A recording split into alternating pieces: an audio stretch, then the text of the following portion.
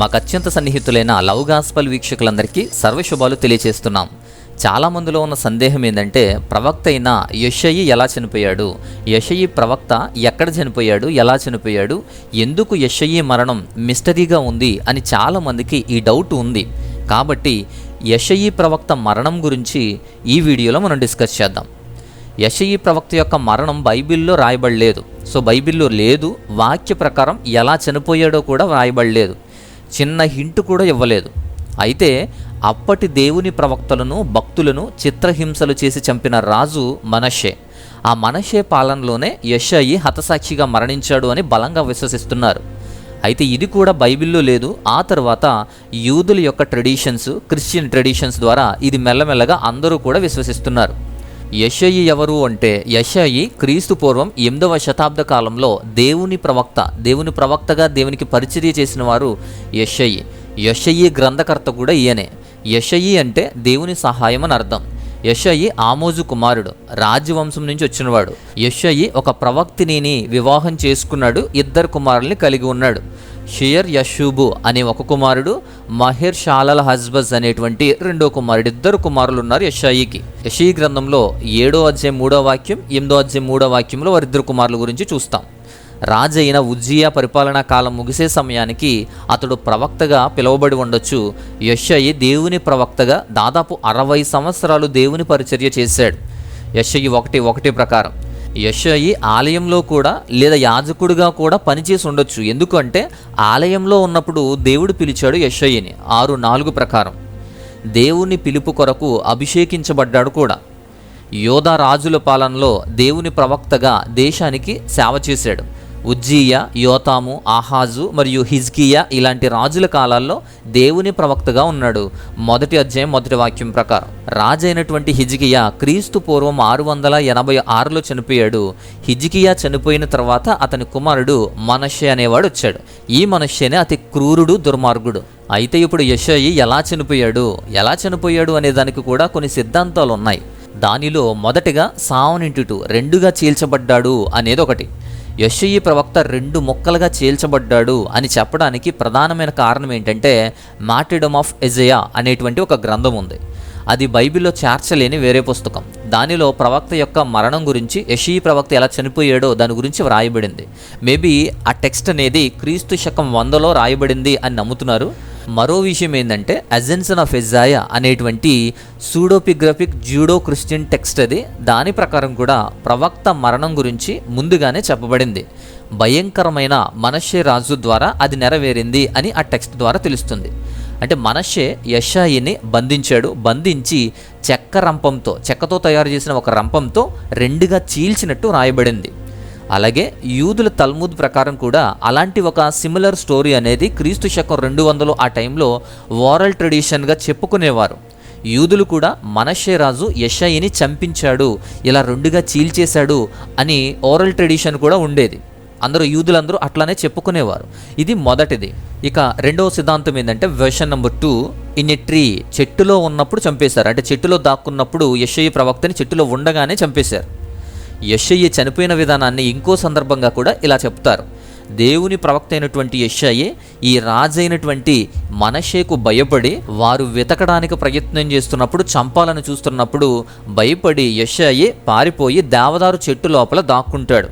అయితే యెషయి ప్రవక్త వేసుకున్నటువంటి వస్త్రంలో కొంత బయటకు కనపడడం గమనించలేదు. దీంతో ఆ వస్త్రం ఆయన్ని బహిర్గతం చేసేసింది. అప్పుడు రాజు మనష్షే ఆ ప్రవక్త చెట్టు లోపల ఉండగానే చెట్టును సగానికి నరకమని ఆదేశించాడు. అలా చెట్టులో దాక్కున్న యెషయిని చెట్టు లోపలే చంపించేశాడు మనష్షే. ఈ సందర్భాన్ని యెరూషలేము తల్ముదులో, యెరూషల్మీలో, అలాగే సన్హెద్రిన్ 10వ సభ ద్వారా కూడా ఇది తెలపబడింది. ఆనాటి నుంచి కూడా ఇదే నమ్ముతున్నారు వాళ్ళు, చెట్టు లోపల ఉండగానే చంపేసినట్టు. అలాగే జోలోవిజ్ రాసినటువంటి తార్గుమ్ టు ఎజాయా అనేటువంటి పాసేజ్లో కూడా, అంతేకాదు డై హిమ్మెల్ఫాట్ అండ్ విజనీ ప్రాపర్ట్స్ జెసాజస్ అనేటువంటి ఒక గ్రంథంలో 8వ పేజీలో వ్రాయబడిన సంగతులు కూడా ఇలానే ఉంటాయి. ప్రవక్త అయినటువంటి యెషయాని తనను వెంటాడుతున్నటువంటి తన శత్రువుల నుంచి పారిపోయి చెట్టులో దాక్కున్నప్పుడు ఆయనని రెండుగా చీల్చినప్పుడు ప్రవక్త రక్తం బయటకు చిమ్మింది అని వ్రాసుకొచ్చారు ఈ పాసేజ్లో. సో రెండవ విషయం అయితే ఇది. యెషయా మరి ఈ రెండు విధానాలలో ఎలా చనిపోయాడు, ఇందులో ఏది నిజం అని వివరించే ముందు మూడో వెర్షన్ కూడా చూద్దాం. థర్డ్ వెర్షన్ ఏంటంటే ఇతర హిస్టోరియన్స్ ప్రకారం కూడా యెషయా మరణించిన విషయం అరబ్లకు చెందినటువంటి అరబ్ల తావిక్ ఎడ్ దిగోజే నుంచి వచ్చింది అనేటువంటి విషయం ఉంది. అలానే అలెగ్జాండ్రియాకు చెందినటువంటి హిస్టోరియన్ అతనేషియస్ రాసినటువంటి విషయం కూడా యెషయాని నిర్దాక్షణంగా రెండుగా చీల్చబడి చంపేశారని రాశాడు. అలానే టెర్టూలియన్ అనేటువంటి హిస్టోరియన్, జస్టిన్ మార్టిర్ అనేటువంటి హిస్టోరియన్, వీళ్ళిద్దరు ప్రకారం కూడా లెజెండ్ అయినటువంటి యెషయా ప్రవక్తను చంపినప్పుడు వాడినటువంటి చెక్క రంపము గురించి కూడా వ్రాసాడు. డయలాగ్ విత్ ట్రైఫో అనేటువంటి గ్రంథం ద్వారా కూడా అది చెప్పబడింది. అక్కడ కూడా చెక్క రంపం గురించి ప్రస్తావన ఉంది. ఇక జెరూషలేములో జీనలాలజీ ప్రకారం అంటే వంశావళి గ్రంథం ప్రకారము, ఆ వంశావళి ప్రకారము కూడా మనష్షే రాజు యెషయాని చంపాడు అని రాస్తుంటుంది. ఈ మూడవ వెర్షన్లో ఇలాంటి మిక్స్డ్ టాక్తో కూడినటువంటి విషయాలు ఉంటాయి. అయితే ఈ మూడు వెర్షన్లో ఏది కరెక్ట్, యెషయా ఎలా చనిపోయాడు, కన్క్లూజన్కి వద్దాం. ప్రవక్త యెషయా మరి ఇందులో ఎలా చనిపోయాడు, వీటిలో ఏది నిజం అన్నీ చూసినప్పటికీ కూడా ఇప్పుడు స్ట్రాంగ్గా ఫిక్స్ అయ్యే అంశాలు ఏంటంటే యెషయా ఎలా చనిపోయాడు అని స్ట్రాంగ్గా ఫిక్స్ అవ్వాల్సిన అంశాలు ఏంటంటే నెంబర్ 1, మొదటిది యెషయా ప్రవక్త మనష్షే రాజు కాలంలోనే చనిపోయాడు. యెషయా మరణించిన కాలం మనష్షే రాజు కాలంలోనే చనిపోయాడు, అది ఫిక్స్. రెండవది, రాజైన మనష్షే యెషయాని చంపించాడు. ఏ సందర్భంలోనైనా 3 సందర్భంలో కూడా మొదటి 2 వెర్షన్స్లో కూడా మనష్షేనే యెషయాని చంపించాడు, అది ఎలా అయినప్పటికీ కూడా. ఇక మూడోది, యెషయాని రెండుగా చీల్చబడి హతసాక్షిగా మరణించడం మనం చూస్తాం. ఏంటి అంటే రెండిటిలో కూడా 2 వెర్షన్స్లో కూడా చెట్టులో ఉన్న లేదా రెండుగా చీల్చడం వల్ల అయినప్పటికీ కూడా రెండుగా చీల్చబడి రక్తం చిందించబడి చచ్చిపోయాడు. చెక్క రంపంతో చీల్చినప్పటికీ లేదా రెండుగా చీల్చడం అనేది ఒకటే. 2 విషయాల్లో కూడా యెషయా ప్రవక్త చీల్చబడే చనిపోయాడు. ఇది ఎలాగన్నా అంటారేమో, చెట్టు లోపల ఉన్నప్పుడు చెట్టును కూడా అతను రెండుగానే చీల్చాడు, చెట్టు లోపల ఉన్న మనిషి కూడా రెండుగా చీల్చబడ్డాడు. అందుకే హిస్టోరియన్స్ రాసినటువంటి పుస్తకాల్లో కూడా చూడండి, చెట్టు లోపల దాక్కున్నప్పుడు చెట్టును రెండుగా చీల్తున్నప్పుడు యెషయా ప్రవక్త రక్తం బయటికి చిందింది అంటారు. అంటే చెట్టు లోపల ఉన్నప్పుడే అతను చీల్చబడ్డాడు. సో ఈ 3 విషయాలు ఖచ్చితంగా ఫిక్స్ అవ్వాల్సిందే.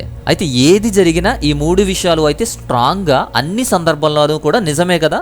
సో ఇక బైబిల్లో ఉన్న చిన్న అంశం ఏంటో తెలుసా, హెబ్రీలకు రాసిన పత్రిక 11వ అధ్యాయం ప్రకారం ఒక విషయాన్ని అక్కడ మనం చూస్తాం.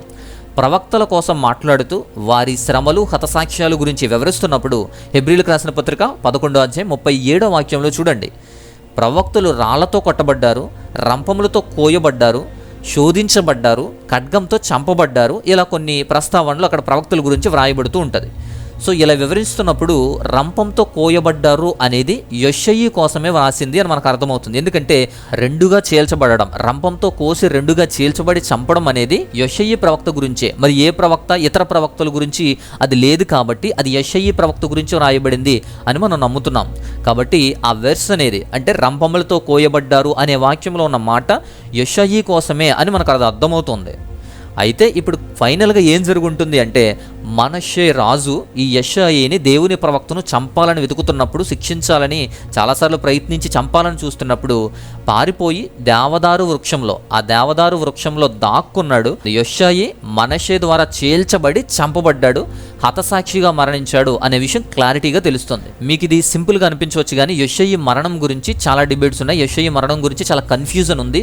యెషయా మరణం గురించి కొందరు అడిగారు కాబట్టి ఈ డిస్ప్యూట్స్ ఏమీ లేకుండా క్లియర్ కట్గా అందించడానికి ఈ విషయాన్ని నేను ఈ వీడియో ద్వారా నేను మీకు అందిస్తున్నాను. కాబట్టి ఆనాటి ప్రవక్తలు, దేవుని కోసం పనిచేసినటువంటి ప్రవక్తలందరూ కూడా చిత్రహింసలు పొందారు. మనం అపోస్తుల గురించి, యేసుక్రీస్తు తర్వాత శిష్యుల గురించి మనం మాట్లాడతాం, కానీ ప్రవక్తలు కూడా దేవుని కోసం, దేవుని పరిచర్యలో కలిగినటువంటి శ్రమల అనుభవాలు, అలాగే హతసాక్షులుగా మరణించడాలు, చంపబడడాలు ఇవన్నీ కూడా ప్రవక్తల విషయంలో కూడా జరిగాయి. సో అది నెక్స్ట్ వీడియో ద్వారా, తర్వాత అంశం ద్వారా నేను తీసుకొస్తాను. ఈ విషయం అయితే మీకు క్లియర్గా అర్థమైందని నేను అనుకుంటున్నాను. మీకు ఏదైనా సందేహం ఉన్నా, ప్రార్థన అవసరతలున్నా స్క్రీన్ మీద వాట్సాప్ నెంబర్ ఉంది, వాట్సాప్ మాత్రమే చేయండి. అలాగే మా వ్యయ ప్రయాసాలకు, మా పరిచర్యకు సహాయం చేయాలనుకుంటే మీ కానుకలను పంపించవచ్చు, స్క్రీన్ మీద డీటెయిల్స్ ఉన్నాయి.